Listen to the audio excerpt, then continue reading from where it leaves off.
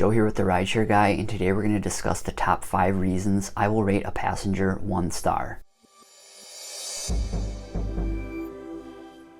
Now first off, 95% of my riders are 5-star riders. They're friendly, they're respectful, they're appreciative. It is not difficult to be a 5-star rider. Just be a decent person. Now on Uber, you're required to rate your passengers, so I just rate them 5 stars and move on to the next ride. On Lyft, you don't have to rate your passenger, so most of my passengers, I don't even rate them. But again, about 5% of my riders are 1-star riders, and that's when I will give a rating on Lyft. My number 1 reason for rating a passenger 1 star is being late for the pickup. When you request a ride, you should be ready to be picked up right then and there. When I actually use Uber or Lyft as a passenger, I make sure I am completely ready before requesting a ride. And then when I do request that ride, I'm actually tracking the vehicle coming to me to make sure that I am on the curb when the driver arrives. And now I know there's a lot of dynamics to these services, especially for riders that use these every single day, and it can fluctuate. Pickup times can fluctuate, so they want to plan for when the driver arrives exactly. And a big part of the problem is the amount of time that both Uber and Lyft make us wait before we can get a cancellation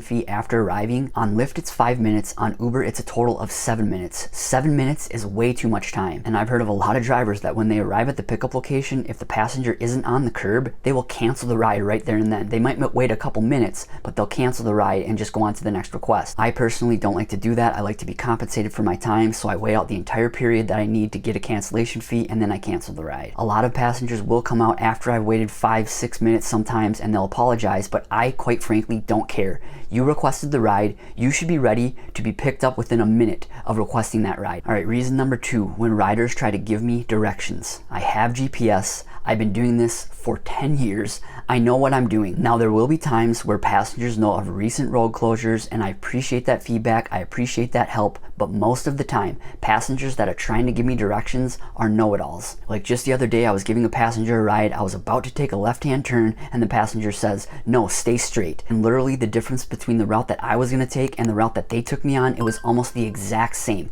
I have no idea why some of these passengers feel like they need to give us this feedback. This is literally like 1% of riders, so it doesn't happen often, but when it does happen, I will give them a 1-star rating. All right, reason number 3, listening to loud music or having a loud conversation in my back seat. It is really annoying. If you're going to listen to music or a video with your volume all the way up on your phone, it's a simple thing. Bring headphones. I don't need to hear it like it's coming through my car speakers. Now, a decent amount of passengers will watch videos or listen to music and it's very low. It's a low volume. That's totally fine. But also passengers that will have a loud conversation, basically screaming at their phone or even talking on speaker. And some of those passengers will have headphones, but they're talking so loud. They're talking like the person is 20 feet away from them. It's really not difficult. If you're going to listen to loud things, bring headphones. And if you're going to have a loud conversation, just wait 15 minutes to have it when you get out of my vehicle. Reason number 4 is when passengers are eating or drinking in my car, or if they leave a mess. Quite frankly, I don't want you eating or drinking in my car. I don't even want you to ask to eat or drink in my car. A good amount of passengers, if they want to eat or drink in my car, will ask if they can eat or drink in my car,